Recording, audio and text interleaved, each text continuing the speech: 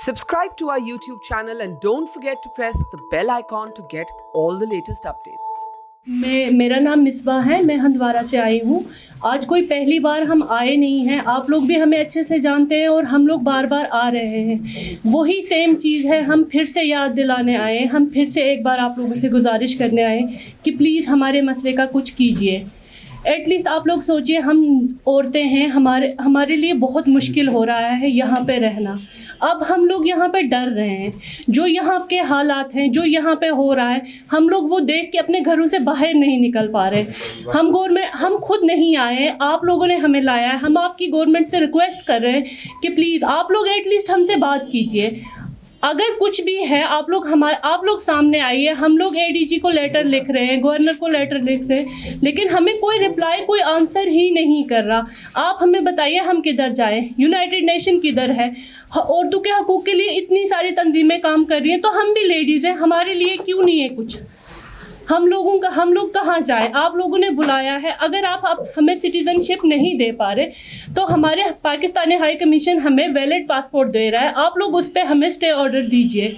हम लोग बार बार 6 सालों से रिक्वेस्ट किए जा रहे हैं, लेकिन हमारे लिए कहीं कुछ नहीं हो रहा। आप या तो हमें सिटीज़नशिप दीजिए, अगर नहीं दे सकते एज अ पाकिस्तानी नेशन हम आपको पाकिस्तानी वैलिड पासपोर्ट दे रहे हैं, आप उस पर हमें स्टे ऑर्डर दीजिए। हम आज यहाँ पे हालात इतने ख़राब है। हम वो देख के, वो जो हैदरपुरा में हुआ, जो बाकी इंसिडेंट यहाँ पे हो रहे हैं, हम उन चीज़ों को देख के खौफ में आ रहे हैं। हम अपने बच्चों को घर से नहीं निकलने दे रहे, क्योंकि हम तो कहीं के हैं ही नहीं। हमारे पास तो कोई डॉक्यूमेंट ही नहीं। अगर यहाँ के सिटीज़न के साथ, यहाँ के सिविलियन के साथ ऐसा हो रहा है, हम तो अब अपनी जान को लेके डर रहे हैं कि अगर हमें कुछ होगा, हमारा तो कोई प्रोटेस्ट करने वाला, बॉडी लेने वाला भी नहीं है। आप लोग कुछ कीजिए हमारे हालात को लेके। आप लोग एटलीस्ट हमें आंसर दीजिए। मैंने एडीजी को हमने लेटर लिखा, उसमें हमने लिखा कि आप हमें रिपोर्ट कर दीजिए। वहाँ से उन्होंने बोला हम आपको कॉल करेंगे, लेकिन कोई कॉल हमें नहीं मिला है। हम बार बार रिक्वेस्ट कर रहे हैं, 8 सालों से बहस कर रहे हैं, एक चीज़ को सर पे दीवार मार रहे हैं, और कोई भी हमें कोई आंसर नहीं कर रहा। अब आप ही बोलिए, हम अगर रोडों पे बैठेंगे, निकलेंगे, अगर आप लोग वही चाहते हैं तो हम वही करेंगे, लेकिन हमें शनाख्त दीजिए, क्योंकि कश्मीर के हालात अब इतने बेहतर नहीं है कि हम घरों से बाहर भी निकले। यहाँ के लोकल्स के साथ जो हो रहा है उसको देख के हम लोग बहुत ज़्यादा डर रहे हैं। या तो आप एक्सेप्ट कीजिए कि आपने बुलाया है और हम आए हैं, या तो फिर आप वापस भेजिए। अगर आप लोग हमें ऐसे एक्सेप्ट नहीं कर रहे, देखिए, अगर आप लोग बोल रहे हैं कि हम लोग इलीगल बॉर्डर क्रॉस किया है, ठीक है, आप हमें यहाँ से नेपाल भेजिए, हम नेपाल से खुद चले जाएंगे, लेकिन एटलीस्ट कुछ कीजिए। हमारे छोटे छोटे बच्चे, हमारे बच्चे बड़े हो रहे हैं, हम पे केसेस चल रहे हैं, हम हर दिन कोर्ट में होते हैं, हमारे बच्चों का फ्यूचर ख़राब हो रहा है। आप लोग कुछ तो कीजिए। हम लोगों पे फायर एंड एक्ट लगाए तो क्यों लगाए? अगर आप लोगों ने बुलाया था, अगर आप लोग हम रॉन्ग वे से आए, आपने वो रूट अपनी रिहेबिलिटेशन पॉलिसी में नहीं दिया था, तो आप लोगों ने हमें नेपाल से एक्सेप्ट क्यों किया? आपने वहाँ से हमें वापस भेजना था। एटलीस्ट जवाब दीजिए। इतनी बड़ी डेमोक्रेटिक कंट्री है हो के आप लोग आंसर नहीं कर रहे। 370 नहीं, ये हमारे 3000 लोगों का सवाल है। आप क्या चाहते हैं? कल को हमारे बच्चे भी वही करें? कल को आप लोग हमें मजबूर करें कि हमारे बच्चे भी कल को आगे जाके अपनी लाइफ में यही सब कुछ करें? अगर आप लोगों ने इन लोगों को वापस लाया है, इतनी बड़ी पॉलिसी अनाउंस की है, तो आप लोगों के पास कोई तैयारी क्यों नहीं थी कि आप इतनी बड़ी पॉलिसी ऐसे अनाउंस क्यों की? कहाँ है उमर अब्दुल्ला साहब? उनको सामने लाई, उनको बोली क्यों बनाई थी आपने पॉलिसी? और अगर आप लोग हमें एक्सेप्ट नहीं कर पा रहे तो आप लोग डिपोर्ट कीजिए। हम तो आपको बहुत सारे ऑप्शन दे रहे हैं, लेकिन गवर्नमेंट की तरफ से कोई भी, अक़वाम मुत्तहिदा, कोई तो हमारे लिए कोई इंसान, औरतों के हक़ के लिए इतनी तंजीमें हैं, वुमेंस डे मनाए जा रहे हैं, लेकिन हम लोग किस हाल में हैं? जो हमारी लेडीज़ हैं, जिनका डिवोर्स हो चुका है, जिनके हस्बैंड गुजर चुके हैं, वो लोग कहाँ जाएंगे? कोई एक बंदा तो आंसर कीजिए। हम गवर्नर से फिर से अपील कर रहे हैं कि सर प्लीज़ आप लोग हमारी बात सुनिए और समझिए और इस पे काम कीजिए, क्योंकि अब हम लोग बहुत ज़्यादा तंग आ चुके हैं। अब हम लोग रोडों पे निकलने के लिए, बॉर्डर क्रॉस करने के लिए तैयार है, आप लोग वो भी करने नहीं दे रहे। हमारे छोटे छोटे बच्चे हैं, हमारे बच्चों का फ्यूचर क्या होगा इस कंट्री में, जहाँ पे हमारी ना कोई नाम है ना पहचान है? हम हैं कौन, हमें खुद नहीं पता। यहाँ पे हम लोगों से, हमें कोई जॉब देने से, हम लोगों से बात करने से, इवन कि हमारे अकाउंट में ट्रांजैक्शन करने से लोग डरते हैं कि नहीं आप लोग पाकिस्तानी हो। अगर आप लोगों ने हमें बुलाया है तो यहाँ के हकूक दीजिए, अदरवाइज हमें डिपोर्ट कीजिए, सिंपल सी बात है। मेरा नाम नादिया है और मैं यहीं श्रीनगर में रहती हूँ। और मैं आपसे अगर कहूँ, बेसिकली मैं हूँ कश्मीरी, क्योंकि मेरे दादा जो हैं वो आज़ादी के टाइम पर पाकिस्तान चले गए थे, फिर वो वहीं रह गए, उन्होंने वहीं शादी की, तो मेरे बाप दादा नाना सब यहीं के हैं, मैं खुद यहीं की हूँ। कहने को आप कहते हैं कि आप कश्मीरी नहीं हैं, मगर पाकिस्तान में अगर आप हमारी आइडेंटिटी ढूंढेंगे तो हमें वहाँ कश्मीरी के नाम से जाना जाता है।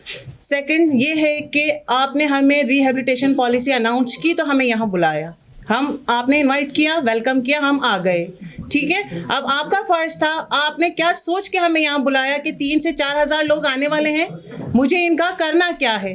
क्योंकि कोई भी अगर कोई पॉलिसी अनाउंस करता है तो पहले सोचता है कि इसका एंड क्या होने वाला है।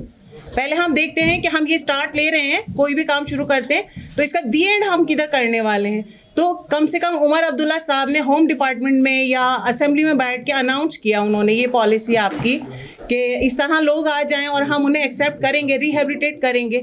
मगर कोई रिहेबिलिटेशन की कोई एक मूवमेंट आप मुझे बताइए, 1% कहीं काम हुआ है? क्योंकि आप मुझसे ज़्यादा बेटर जानते हैं कि यहाँ कितना काम हो रहा है और कितना नहीं हो रहा है। क्योंकि मीडिया के तवस्सुल से मैं कहना चाहूँगी उमर अब्दुल्ला साहब से और जो आज नए गवर्नर हैं सुशांत सिन्हा साहब, कि वो कम से कम हमें एक अपॉइंटमेंट दीजिए, हमसे बात कीजिए, क्योंकि बिना बात के किसी मसले का हल नहीं निकलता। मैं यहाँ आकर आपके लिए डिबेट करती रहूँ, कहती रहूँ कि आप प्लीज़ प्लीज़ प्लीज़ मसले का हल दीजिए और आप खामोशी साधे रहें, तो ऐसा कोई भी किसी भी कंट्री का हल नहीं निकलता है। रिहेबिलिटेशन पॉलिसी के बाद आपने हम पर केसेस लगाए, हमारी बहुत सी बहनें हैं जिनके केसेस हैं, मैं कागज़ लेकर आई हूँ उन सब के साथ कि हमारे ऊपर 2 केसेस लगाए गए हैं, फॉरेन एक्ट का, एक बॉर्डर क्रॉस का। आपने इनवाइट किया, हम आए, आपने जो बॉर्डर आप कहते हैं कि आप इस जगह से नहीं आई, जो अनाउंस हुआ था, जब आपने अपने डोर्स क्लोज रखे तो मुझे दूसरा दरवाज़ा ढूंढना है ना। ऑब्वियसली जब आप मुझे इनवाइट कर रहे हैं तो मैं आऊँगी, तो मैं किसी भी रास्ते से आऊँगी। जब मुझे नेपाल बॉर्डर का रास्ता मिला तो मैं उसी रास्ते से यहाँ आई। आपने मुझ पर फॉरेन एक्ट लगाया है, केस चल रहा है मुझ पर। कल भी मेरी डेट थी, कोर्ट के अंदर मैं मौजूद थी और जज साहब खुद नहीं थे वहाँ पर। पिछले 5 साल से मैं यहाँ कोर्ट आ रही हूँ, जा रही हूँ, और यहाँ पर आपको पता है हम कोई लेबर वो नहीं है कि हमें कोई जॉब है, कुछ है, हमें कोई फाइनेंस दे रहा है। हम यहाँ सब मजदूरी कर रहे हैं, सब लेबर हैं, सब अपने बच्चों को पाल रहे हैं, पढ़ा रहे हैं। आप मुझे बताइए हम कहाँ से रोज़ कोर्ट में खड़े रहेंगे और कहाँ से हम भागते रहेंगे, इनसे सवाल करते रहेंगे, ये क्यों नहीं जवाब देते? ये इंसानियत का मसला है, ठीक है। पूरी कंट्री में हर जगह वुमेन्स के लिए बहुत काम हो रहे हैं, बहुत काम आ रहे हैं तमाम दुनिया के अंदर। मैं यहाँ देख रही हूँ हिंदुस्तान हमें इनवाइट कर रहा है, ठीक है, आई एग्री कि आपने हमें बुलाया, हम आए। होती है गलती, इंसान से ही होती है, कोई नाउजुबिल्लाह कोई वलीउल्लाह नहीं है कि गलती नहीं होगी, सबसे होती है। अगर अब हम पासपोर्ट के लिए अप्लाई कर रहे हैं, उसका भी हमें कोई रिस्पॉन्स नहीं मिल रहा है, हमारे पासपोर्ट रिजेक्ट किए जा रहे हैं, उसके भी प्रूफ मेरे पास है, मैं लेके आई हूँ स्लिप, जिन लड़कियों ने अप्लाई किए थे वो भी नहीं निकला। फिर आप हम पे डंडे बरसा रहे हैं यहाँ पर आप लोगों की आंखों के सामने। जब हमने प्रोटेस्ट किया 6 मंथ पहले, जिसका भी आप लोग ही सवाल कर रहे थे कि डीसी साहब ने हमसे क्या कहा, ठीक है ना, उन्होंने हमसे 15 दिन मांगे थे कि हम 15 दिन में आपको कोई ना कोई आंसर करेंगे। हम वहाँ पहुँचे, कोई आंसर नहीं। 5 लड़कियों के नंबर लिए, किसी को कॉल नहीं आया। 18वें दिन मैं खुद एडीसी साहब के ऑफिस के अंदर थी, मैंने उनसे कहा सर 15 दिन कहे थे, मैं आपको 5 दिन और देकर आई हूँ, जवाब दीजिए। मैं वहाँ गई, डीसी साहब शाहिद चौधरी का ट्रांसफ़र हो रहा था उस टाइम। मेरा नाम नौरीन है, मैं डिस्ट्रिक्ट बारामूला से हूँ।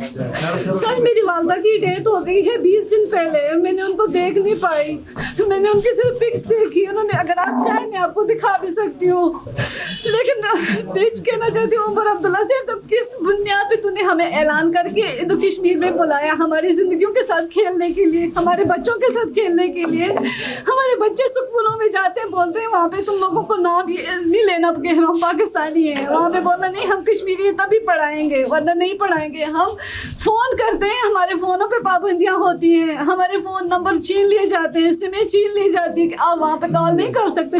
मुझे ये बताओ कि हम उस गुनाह की सजा नहीं काट रहे हैं? हम अपने क्या वालिदैन से बात नहीं कर सकते, बहन भाइयों से बात नहीं कर सकते, हमारे फ़ोनों पे नजरें होती हैं, हम कौन सी कोई मुल्क के खिलाफ बात कर रहे हैं? मैं चाहती हूँ कि सिर्फ और सिर्फ उमर अब्दुल्ला मुझे इस चीज़ का जवाब दे, क्या मेरी वालदा से वो मुझे मिला सकता है, क्या वो मुझे मेरी वालदा ला के दे सकता है, मेरे वालिद साहब मुझे ला के दे सकते हैं, मेरा भाई मुझे ला के दे सकता है, मेरी बहन मुझे ला के वापस दे सकता है। मेरी 4 रिश्ते खूनी गुजर चुके हैं, मैं किसी को नहीं देख पाई। 2 3 दिन के बाद मुझे खबर मिलती थी। मैं भी एक इंसान हूँ, मेरी वालदा की रूह इसीलिए उसकी तड़प रही है, वो तड़प उसकी मरते वक्त उसकी आंखें खुली की खुली थी इस वजह से अपनी बेटी को देखने के लिए। It's great to see you here. Thank you for watching our work. If you haven't subscribed yet, don't forget to click the bell icon and subscribe to Mojo Story and support independent, robust journalism.